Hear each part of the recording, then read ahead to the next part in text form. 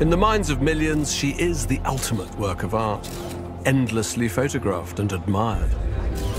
Yet behind the enigmatic smile, she remains a mystery. Who was she? Why was she painted? And what has made her the world's most famous painting? After 500 years in the spotlight, the Mona Lisa is finally giving up her secrets. Centuries-old documents are at last revealing long-forgotten truths.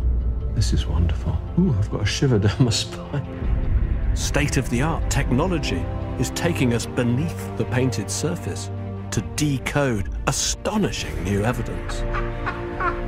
That's extraordinary. Wow, that's quite a big discovery, isn't it? Yes, it is. This investigation, the first full forensic examination of the latest discoveries, takes me round the world in the hunt for the truth about Leonardo da Vinci's masterpiece, with exclusive access and some extraordinary encounters. The first impression when I came in was I did well not to jump backwards in shock. These revelations will change everything we thought we knew about history's most enigmatic work of art. That's great. So we just made a new discovery.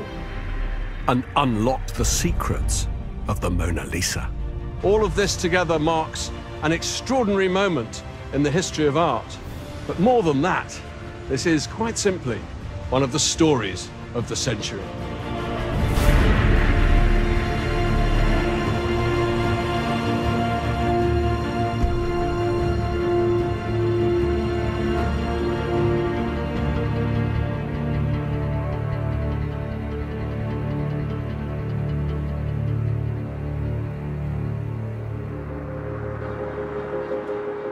"500 years ago, a man painted a woman.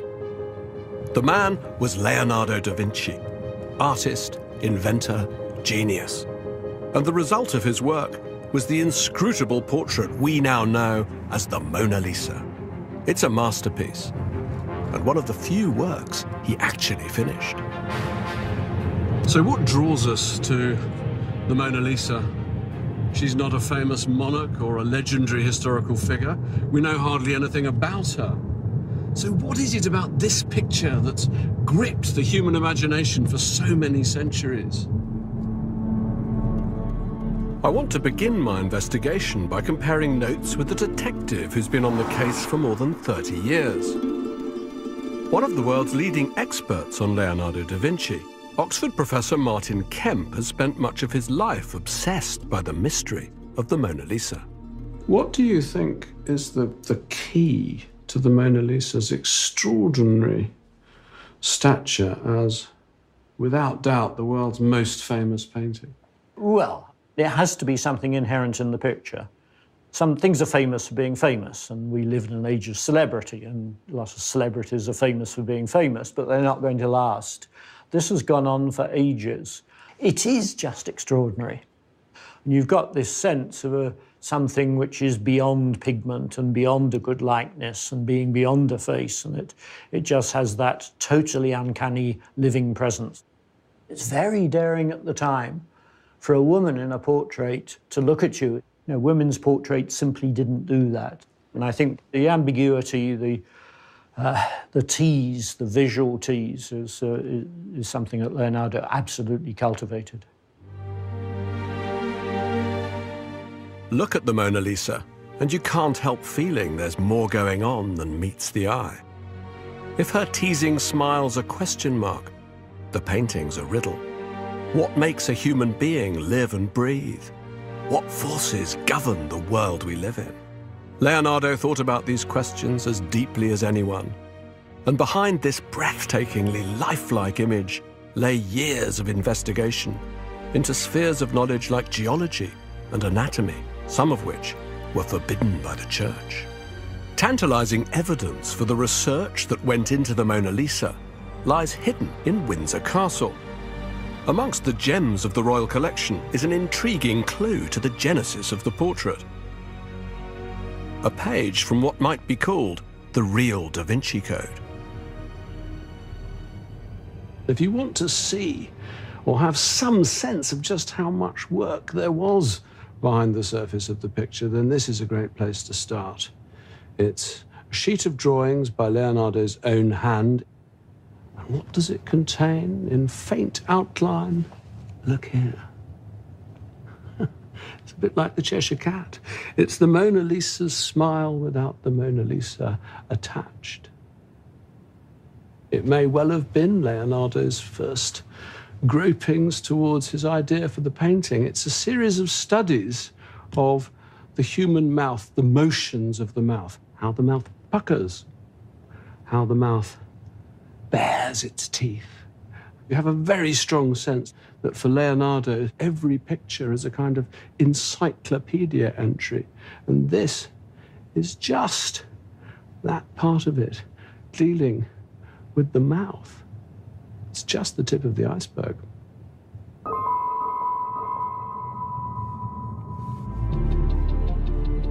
The Mona Lisa is the work into which Leonardo poured everything he knew about humanity and the world that surrounds us, with its ceaseless play of light and shade. But there's a mystery there too, and it's staring us in the face. Who is the woman with the enigmatic smile? It's a question that has fueled all kinds of speculation, ranging from the ingenious to the crackpot. She's a pregnant mother-to-be. She's a prostitute. She's even a man in drag. But if you look beyond the theories, there are clues to her true identity.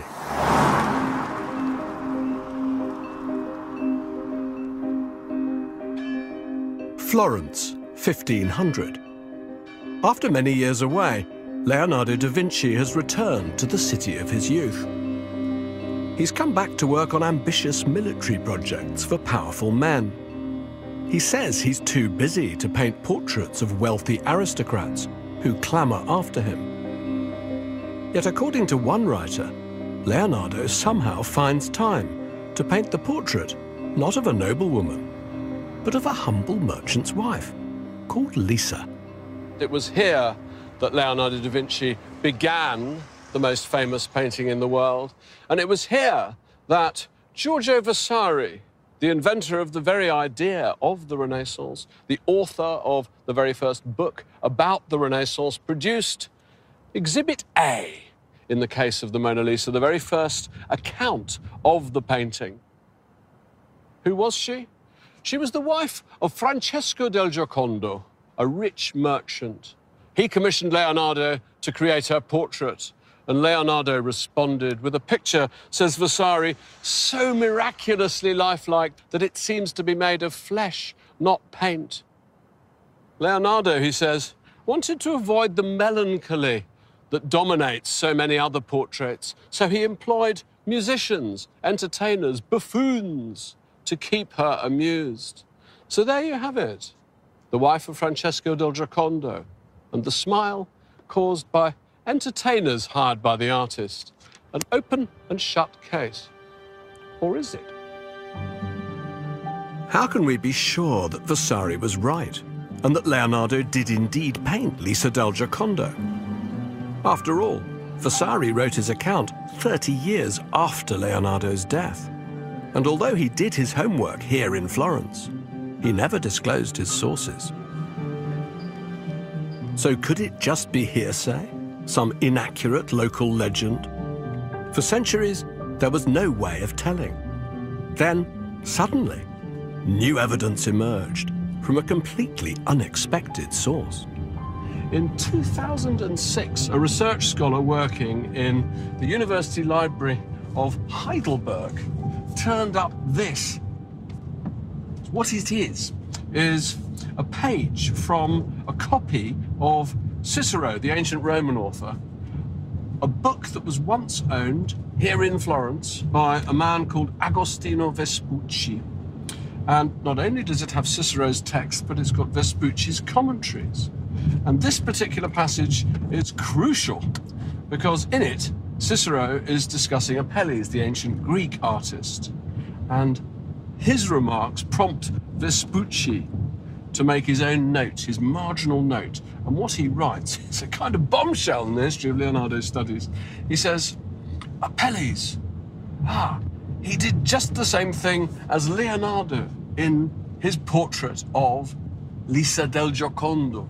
And best of all, there's a date, October 1503. So this was written almost immediately after Vespucci must have seen the portrait of Lisa del Giocondo in Leonardo da Vinci's workshop. This is gold dust, and it proves that Vasari was definitely right in at least one sense all along. Leonardo definitely did paint a portrait of Lisa del Giocondo.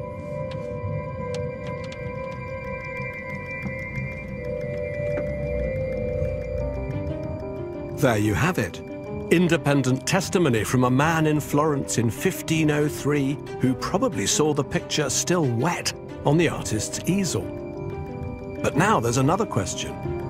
Why did Leonardo paint Lisa? When the great and powerful couldn't coax a picture from him, why agree to paint this obscure woman? One man has made it his life's work to uncover forgotten secrets about Lisa. Giuseppe Palanti has found new details in the city archive. Historical dynamite. Beginning with the house where Lisa, daughter of the Gherardinis, was born.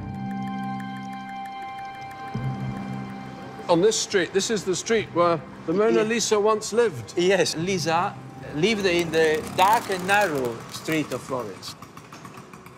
What was her family background? La maggior parte delle famiglie erano piccoli artigiani. So they were small work, as it were, labourers. Allora non è una grande donna. No, dove è nata Lisa era un'antica bottega per la lavorazione della lana che fu trasformata in abitazione e dà un'idea di una famiglia che non ha grandi ricchezze, perché i Gherardini non ebbero mai una casa propria a Firenze. They never had their own house in Florence. Giuseppe's discoveries have deepened the mystery. If Lisa's origins were so humble, why did the notoriously choosy Leonardo consent to paint her? In another part of town, Giuseppe believes he's found the answer. Siamo qui per vedere la casa, il luogo dove Lisa ha incontrato Francesco del Giocondo e ha sposato Francesco del Giocondo. The place is there. It is important for another reason, because in front of this building lived Ser Piero, Leonardo's father. Well, hang on, say that again. Lisa Gherardini was living here at the time. Yes. Leonardo da Vinci's father was living there. Yes, penso che Leonardo sia stato dal babbo a trovare il babbo, per cui la famiglia di Leonardo da Vinci viveva quasi di fronte alla casa di Mona Lisa. Oh, incredible! C'è un'altra connessione, un altro collegamento. Francesco del Giocondo era cliente di Ser Piero. Ser Piero era uno dei più influenti e importanti notai di Firenze. So he was you're saying that Francesco del Giocondo, the merchant, he was actually a client of Leonardo's father? Yes. Well, this is all new. Yes. This is all new. For the first time, we have a concrete connection between Leonardo and Lisa. Not only were they neighbors, their families did business together. And there's more. Giuseppe tells me that according to police records of the time, Francesco had a bit of a reputation. Described as garroso, meaning swaggering, he wasn't just a merchant on the rise, but an aggressive deal-maker who'd stop at almost nothing to get his way. Maybe this is the real reason Leonardo agreed to paint his wife. Maybe Francesco made him an offer he couldn't refuse. In the parish church of San Lorenzo, there's another crucial piece of evidence. Something that had slipped through the net of history until just a few years ago, when Giuseppe found it. The record of Mona Lisa's death. Wonderful thing. The handwriting isn't very easy to follow because the entries in these books weren't actually made by notaries like Leonardo da Vinci's father. They were actually made by the priests in the church. But I think I have found her. Here she is. This is wonderful. Ooh, I've got a shiver down my spine. Lisa, donna fu di Francesco del Giocondo. So, Lisa, the wife of Francesco del Giocondo, died on the 15th of July, 1542. I think what I love about this is truth. You know, what could be more true than the record of somebody's death? She was a real person.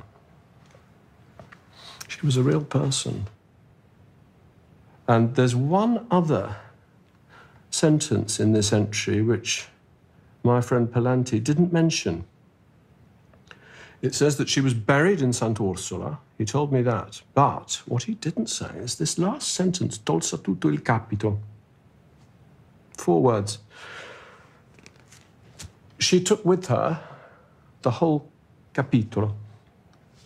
What that means is that her body was followed by the whole body of the Church of San Lorenzo. So what is conjured up by this is a very, very grand funeral. And for this brief moment in July 1542, she was a very, very important person in the life of the city. Everybody in Florence would have known that Mona Lisa had passed away.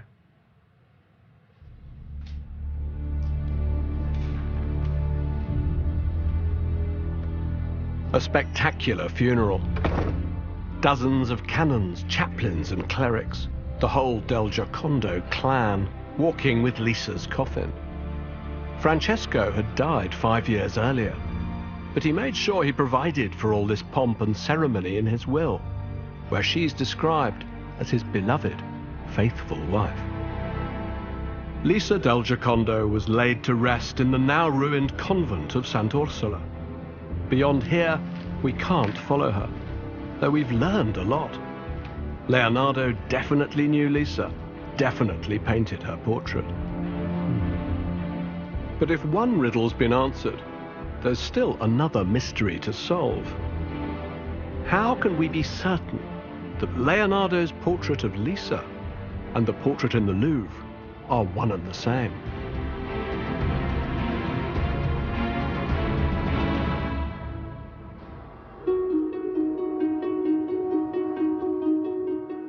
So what are the facts? According to Vasari, Leonardo painted Lisa smiling in Florence. Vespucci's marginal notes confirm that it happened in 1503. The picture in the Louvre shows a woman smiling. So far, so good. But other things don't add up. Vasari describes eyebrows, but the Louvre portrait doesn't have eyebrows. Vasari tells us Leonardo painted Lisa for Francesco del Giocondo. But Francesco never owned the portrait we now call the Mona Lisa. Leonardo had it with him when he died. Most troubling of all is an eyewitness account written by a man called Antonio de Beatis. He was actually shown the picture that's now in the Louvre by Leonardo himself at the end of his life. Leonardo said he'd been asked to paint this portrait not by Francesco del Giocondo, but by someone completely different. A noble patron, Giuliano de' Medici. It simply doesn't make sense. It's almost as if we might be talking about different paintings. So I'm beginning to wonder whether it's not possible Leonardo did paint 2 versions of the same painting on several occasions. I'm beginning to wonder if it's not possible that he did indeed finish his portrait of the Mona Lisa here in Florence, that he did indeed give it to Francesco del Giocondo, and that the portrait of Mona Lisa in Paris is a second version. Is it possible that there might be more than one Mona Lisa? The idea is not as strange as you might think. Leonardo did habitually revisit the same subject more than once.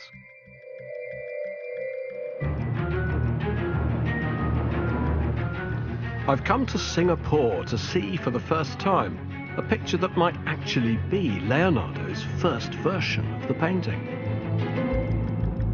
It's owned by an anonymous consortium of businessmen and is currently locked away deep in the bowels of a state-of-the-art high-security storage facility.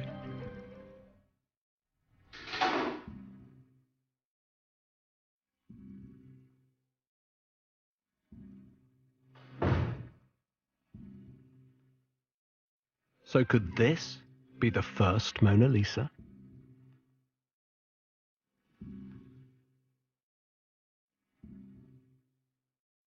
I've come 7,000 miles to see you.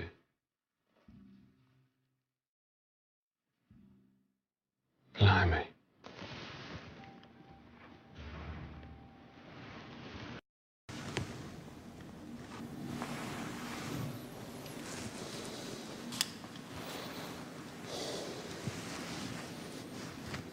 The background's, you might almost say, a kind of roughing in.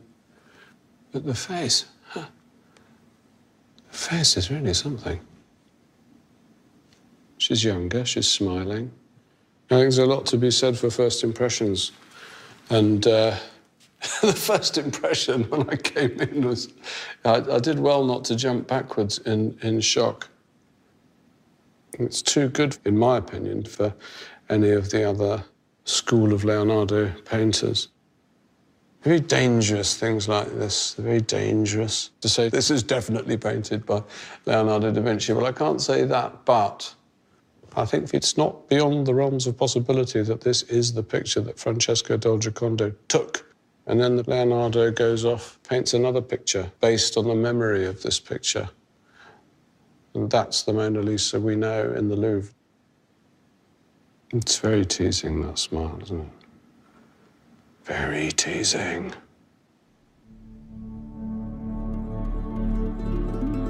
This version of the Mona Lisa first hit the headlines in 1914. British art dealer Hugh Blaker bought it from a private family collection and was convinced he'd stumbled across an early Leonardo.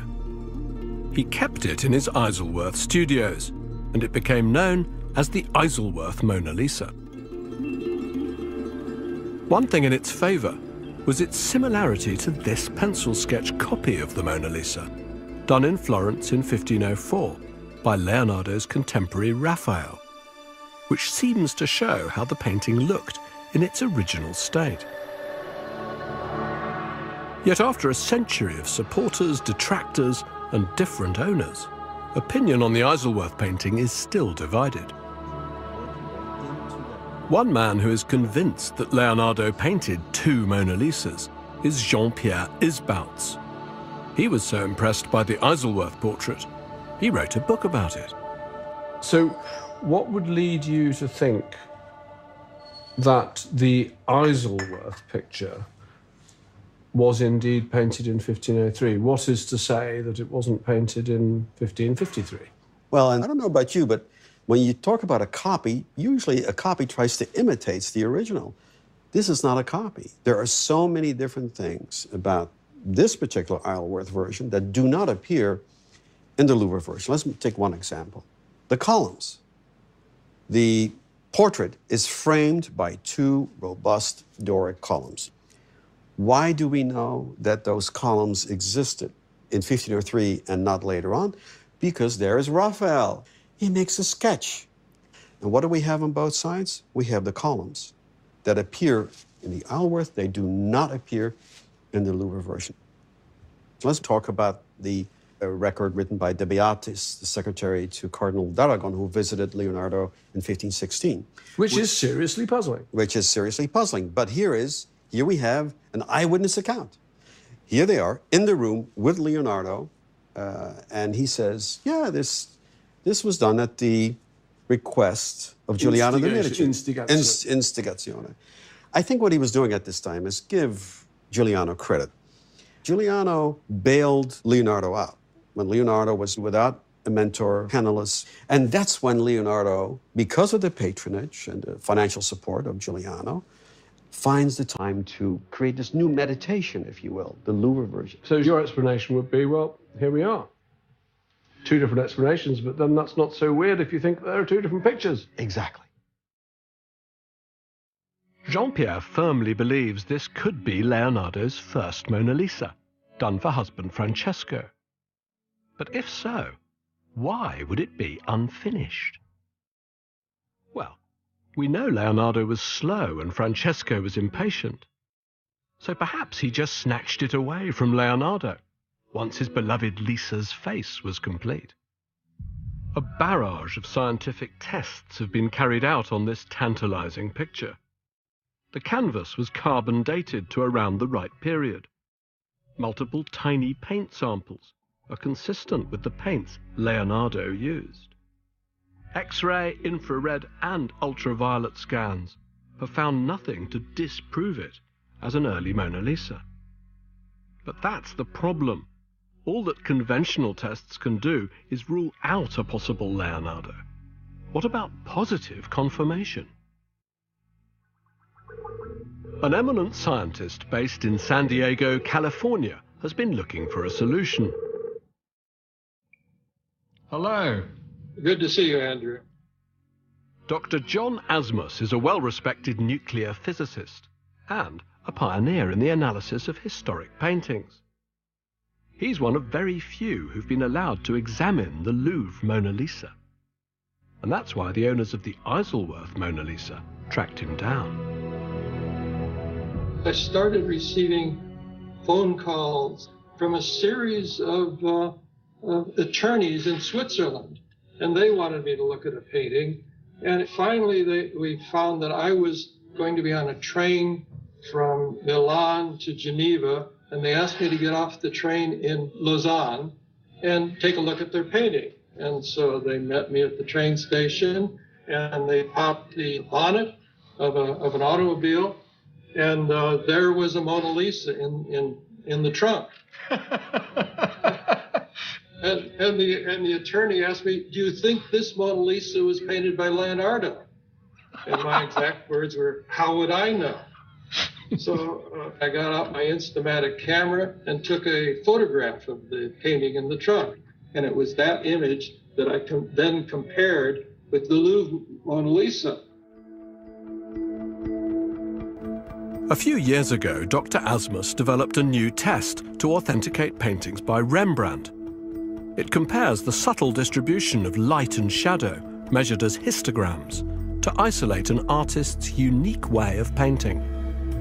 I think it's a way of trying to quantify the artist's eye. Every artist has certain effects that he's trying to accomplish. And we used Rembrandt as a test case, and the results were rather encouraging. We came up with some general rules as to how Rembrandt did his blending and his selection of pigments.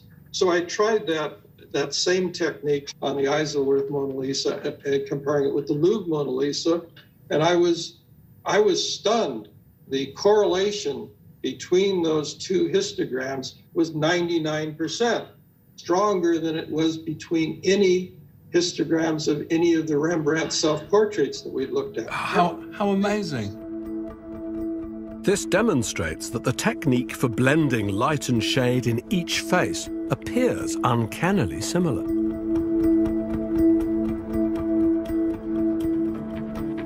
John plans to build a much bigger database of Leonardo works with which to compare them. His results are impressive, but there's something still troubling me. I would love to believe that softly emerging face coming out of darkness really is young Mona Lisa. I'd love to believe that. But at the moment, for me, it's that too good to be true syndrome. It's a little bit too good. It's troubling when I look at that chart that they've done of where they've taken the paint samples from. They've taken the paint samples from everywhere except that beguiling face, which is the most compelling part of the whole picture. It's the part that makes you think, yes, This could be the young Mona Lisa. I'm just wondering whether it's possible that some very skillful, careful restorer, sometime before John Asmus saw it in the boot of that car, didn't just bring that face up.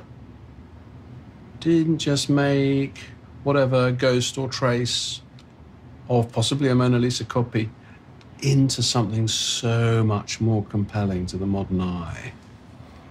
To me, not to test that it's like a detective and his team coming to investigate the scene of a crime, the scene of a murder, and fingerprinting every square inch of it, but forgetting to take fingerprints from the knife on the bed covered with blood. I could be wrong. Maybe Leonardo did paint this face in 1503 while Lisa sat in front of him. But until the face is tested, doubt remains. And to me, she just looks a bit too 20th century. But I'm still convinced that Leonardo did paint two Mona Lisas. If the Isleworth painting isn't the earlier version, then it's either lost or still out there somewhere. And believe it or not, now there's a new lead. The reported discovery of another Mona Lisa in St. Petersburg, Russia.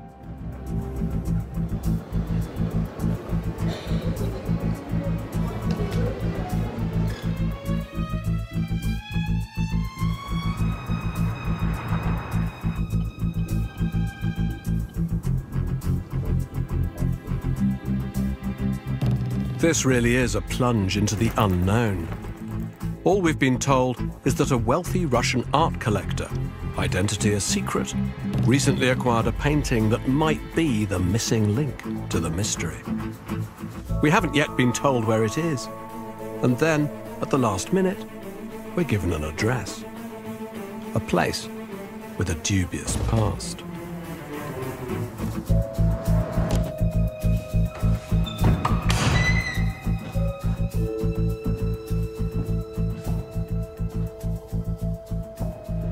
Certainly strange. This building was created in the 19th century. This room is a recreation of an old Russian hunting lodge. It survives because the KGB made it their headquarters during the communist years. Here she is. So what is this? What is this? All I know about this picture is that it was purchased by a Russian art collector from a very old and established American family who'd had it since the end of the 18th century and has hardly been seen since. And what's the status of this picture? Smaller. The columns are more complete than they are in the version in the Louvre. You see, they've got me going. I'm saying the version in the Louvre, the version in the Louvre. The Mona Lisa in the Louvre. She's enigmatic. She's removed. She's distant. Is she a copy? Not sure. This picture looks tantalizingly close to the picture in the Louvre. So many details are the same. But is this Leonardo's lost earlier version? As with the Isleworth picture, scientific tests have been done by Dr. Chiara Matteucci of the University of Bologna, who's flown to Russia to share her results. Dunque, se guardiamo solo la scienza, direi che possiamo partire dal supporto. This is the radiocarbon dating of the canvas, which shows a 95.4% probability that the canvas is between 1490 and 1670. So the canvas could well be correct. Sì. Okay. In realtà il dato che ci svela il probabile periodo non è tanto la tela, ma lo strato preparatorio del dipinto. Al di sopra della tela vi è la presenza di un ground, di una preparazione rossa. Rossa. Rossa. Oh, that's the ground. Well, that's very clear. So, but as far as I understand it, Leonardo da Vinci himself worked on a classic Italian Renaissance ground of white. Is that right? Dunque, sì. The presence of a red ground, the very first layer of paint, seems to discount Leonardo's hand. But it's Chiara's next discovery that really changes the picture. A chemical not used before 1600. Interessante è aver rinvenuto nella preparazione il solfato, degli inclusi di solfato di bario. Ci può indirizzare ad un periodo molto ristretto. Nel periodo tra il 1620 e il 1680 l'utilizzo della baritina in queste preparazioni era molto comune. In Francia, proprio Solo nell'area... Francia? Proprio sì. Allora, questa è una trova fisica, una cosa chimica. Sì, nell'area parigina, nel periodo di cui abbiamo parlato, un mercante di pigmenti aveva messo a punto un prodotto proprio specifico per le preparazioni in cui veniva aggiunta appunto baritina. That's good. I think Chiara's done all the research we need to know. So the barium allows us to place this canvas very precisely, 1620 to 1680, and probably in Paris. So all the painters around Paris got this ground from this one guy and put it on their canvas. So more and more that I talk to you, I feel noi parliamo italiano e io penso che devo parlare in francese alla donna qua. Je suis enchanté de faire ta connaissance, Mona Lisa. Tu es sans doute française.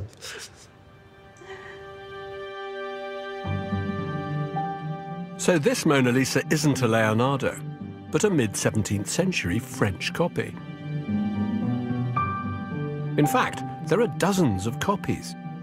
It's a real problem if you believe, as I think you have to given the conflicting evidence, that Leonardo did paint 2 Mona Lisas. What we're looking for then is Leonardo's image of young Lisa, as described by Vasari, as sketched by Raphael, which must predate the famous picture in the Louvre. So where can it be? I still believe that I can get to the bottom of the mystery, because there's one very strong lead I haven't yet followed up. One more destination: Paris.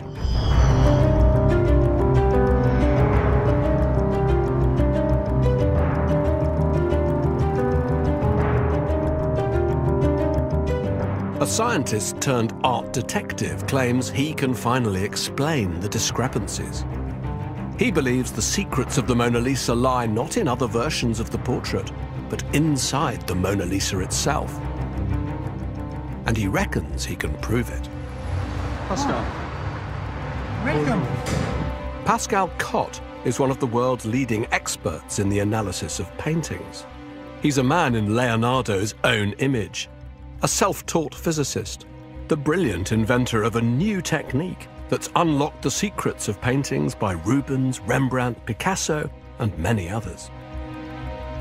His work on another Leonardo painting, The Lady with an Ermine, revealed earlier versions of the composition, hidden beneath its surface, that rewrote art history.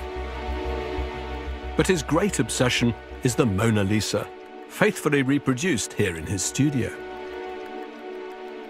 In 2004, Pascal was invited by the Louvre to scan the painting.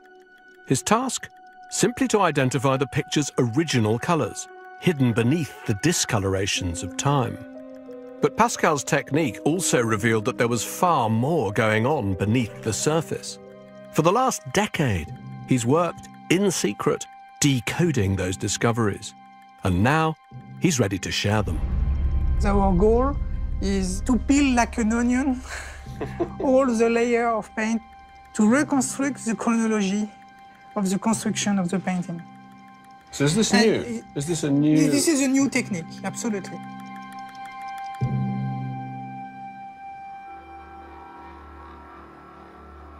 Pascal's secret weapon is his groundbreaking multispectral camera, an invention truly worthy of Leonardo. 13 different wavelengths of color are projected onto the picture, each penetrating the paint surface to a different depth. The camera captures the reflections, generating over 3 billion bits of data and thousands of images. By analyzing each image, shown in black and white, Pascal can reveal a painting's secrets, layer by layer. His first discovery in the Mona Lisa is buried deep within the painting. What we discover that the head was bigger. So you see a shadow of a bigger head. You can see also that the nose is double here. Oh. Wow. So once she had a larger head. And I discovered this hand much more bigger.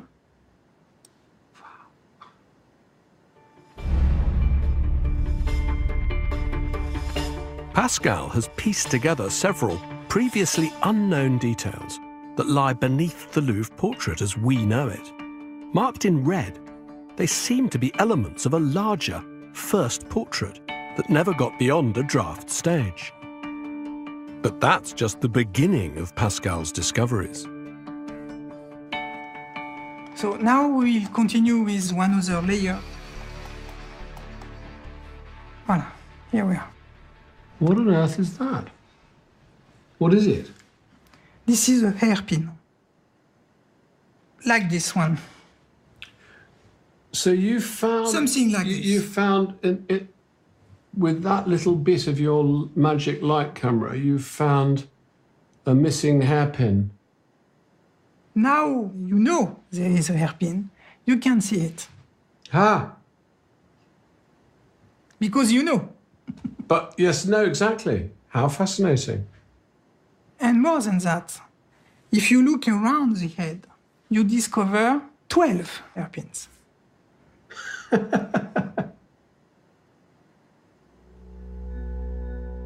The hairpins with pearls make no sense on the first large portrait. But Pascal has found something else that appears to be connected to them. Tiny rows of dots known as spolveri. They seem to suggest an elaborate headdress. Intriguingly, a type of headdress that, as far as we know, was only ever shown on the heads of saints or Madonnas. This is a painting of a headdress that have nothing to do with Mona Lisa. Nothing to do with Mona Lisa? Nothing to do with Mona Lisa. The spolveri hidden inside the Mona Lisa have never been seen before. They're concrete proof of the way Leonardo constructed a picture. He would have begun with a preparatory drawing, marked the lines on tracing paper with a sharp point, then transferred those outlines onto the wood with coal dust. But what happened to the headdress? Pascal's next piece of evidence suggests it was deliberately removed. So now I discover this hatching. You see this hatching? This is another layer of your... Yeah, another of the onion. So this is Leonardo with his rubber. Yes. You see, it's totally different from the cracks. It's not craquelure, no. You see, this is clearly to erase what is behind. It's very important because that explains how Leonardo, from one stage, go to another stage.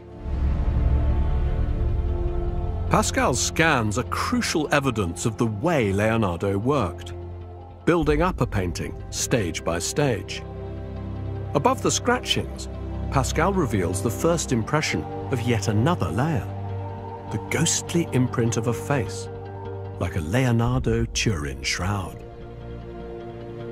Is that another head? Yes. How many heads is that so far? This is the number 3. So the big head, The big head. the pearl head, The pearl head. and then there's another head. Yes. Now the eye. So it's a wonderful proof. I discovered 2 crosses just here. Oh my! That's extraordinary. And these crosses do not match with Mona Lisa glance. No. No. The crosses clearly mark a different set of pupils, looking in a different direction. The face behind Mona Lisa, the face is turned 14 degrees in the right direction. So there she is. She's looking like that, so she should be like that. Yeah. More like that. Also eyebrows. Can I just see this, because this is an important point, because Vasari says specifically, you know, that the eyebrows are beautifully painted. Yes, these And eyebrows. the Mona Lisa, as we see her, doesn't have eyebrows. So have you found... You can see it. Really, they are here. So there are the eyebrows. And here you have another mouse. Look at this mouse. Nothing to do with Mona Lisa. Absolutely amazing. She's barely smiling. Do you see? Because she turns the head on the left, the mouth is little smaller. Quite a lot smaller. Yeah?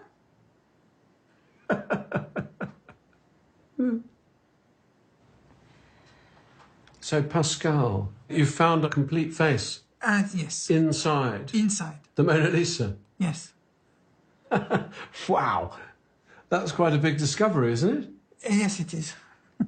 Yes, it is. Yes, it is. Pascal's work has revealed, for the first time in 500 years, a detailed earlier portrait by Leonardo da Vinci. It's the same size as the face we see now, but turned by 14 degrees. There's clear evidence of a different, swept-back hairstyle. Elaborate ties at the top of an earlier sleeve are clearly visible. There's even a suggestion that she once held a blanket in her lap. Is this the portrait of Lisa I've been looking for? So throughout my journey, I thought, well, it seems as though they're talking about 2 different pictures. You seem to be saying to me that, yes, there are 2 Mona Lisas, but they happen to be on the same piece of wood. Yes. So this must surely be Lisa del Giocondo, Of course. Francesca's wife. I agree with you. This is a real portrait of Mrs. Lisa Gardini.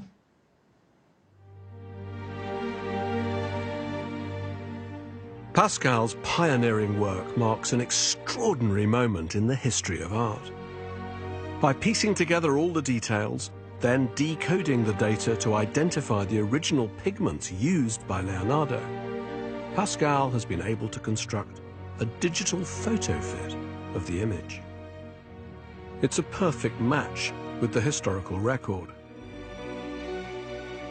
But if this computer image represents the original portrait of Mona Lisa, it's a portrait her husband never received. Instead, Leonardo went on to paint the world's most famous picture over the top. So there were 2 Mona Lisas all along. But how do we make sense of these discoveries? And what are we now to make of Leonardo's masterpiece? In search of the final piece to the puzzle, I'm meeting a woman who spent years reconstructing the scene on that day back in 1503, when Leonardo started to paint Lisa.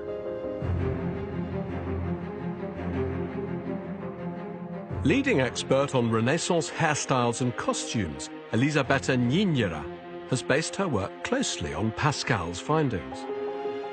Every Renaissance fashion can be precisely pinpointed, whether to Rome in 1512 or Florence in 1503.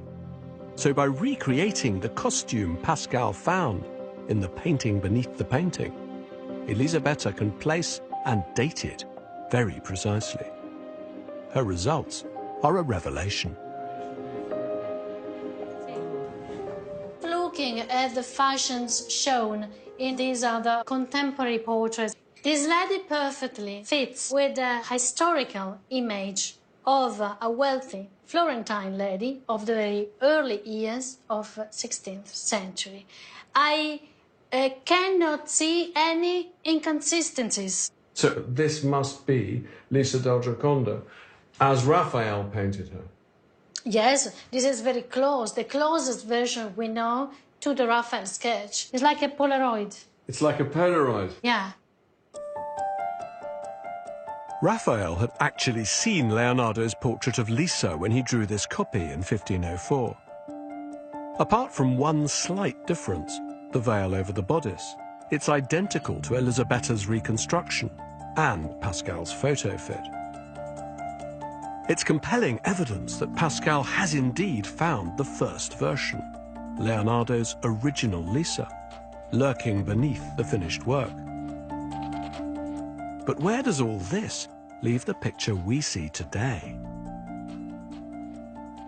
So, Elisabetta, when you look at the Mona Lisa in the Louvre, as she is now, from the point of view of costume, what do you see? To me, she's not a real person because there are so many details which go in this sense. Can you give me an example? Yeah.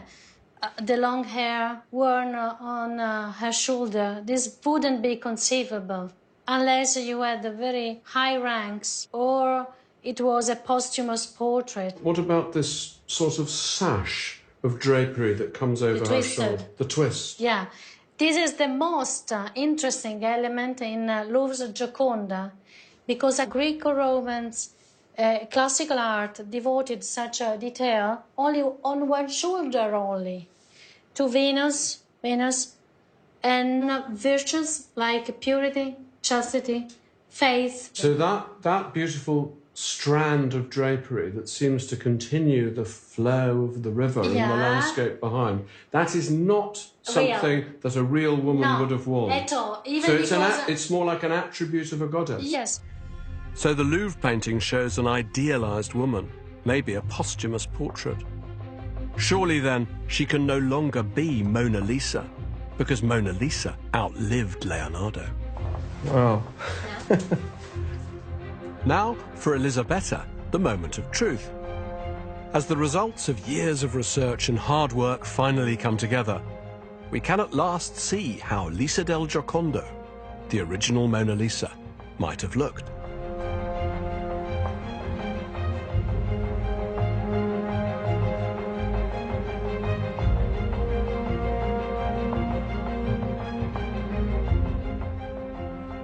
So, Elisabetta, you have made the sleeves that Pascal found, and this is the line. You've recreated the line there. Yeah, exactly.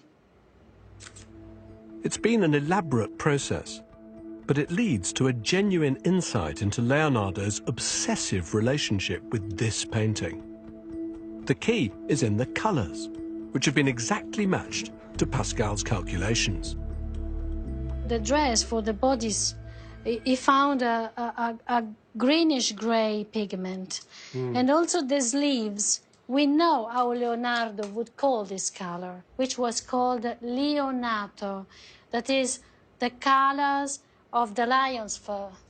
Leonato color. I never knew that. But you know what it makes me think? It makes me think, when you say that this is Leonardo, because, of course, he didn't sign pictures, but this is Leonardo's way of signing the painting. Exactly. He loved to play games with words. Exactly. So the colour, that's great. The colour, Leonato, and the knot pattern, vincere. Yeah. Leonardo da Vinci.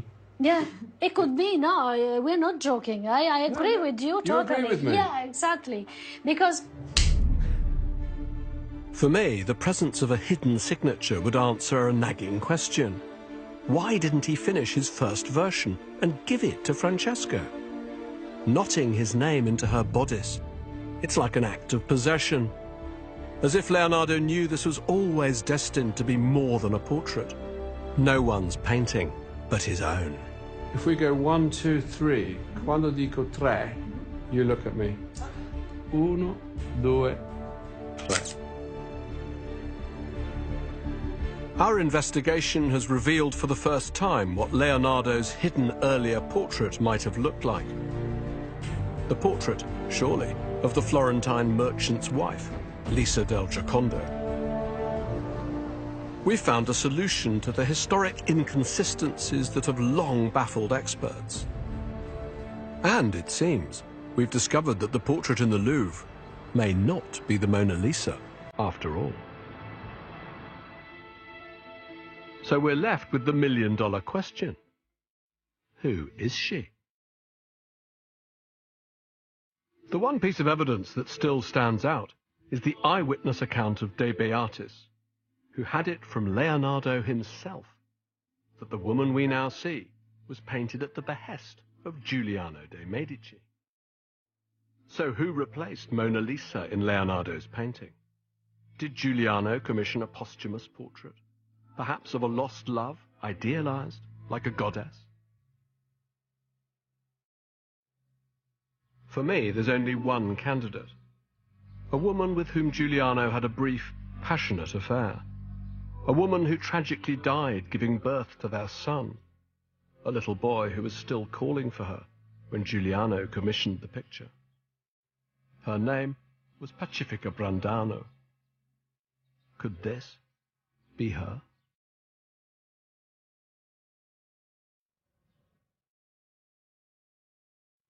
It's a romantic notion. But just as Leonardo never gave the picture to Francesco, he never gave it to Giuliano either. Instead, he kept the image of the woman he'd signed in code and made her more his own than ever. At the end of Leonardo's life, the Mona Lisa, this shape-shifting picture that had begun as the portrait of one woman and then metamorphosed into another, became something else again, namely a work of art that transcended portraiture and turned into an expression of all his knowledge, all his philosophy.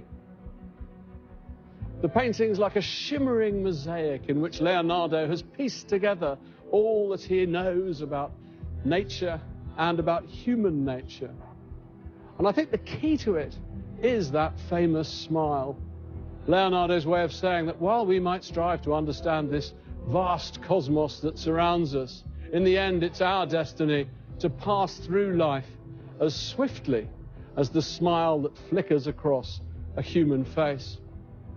So the Mona Lisa really isn't Mona Lisa after all, but something much more than that. It's a painting of life itself, as Leonardo had come to think of it.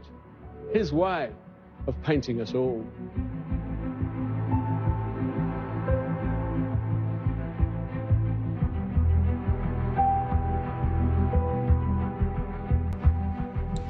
Coming up on BBC Two, Ruth Jones and Ramesh Ranganathan join Jack Dee for The Apprentice You're Fired. Next.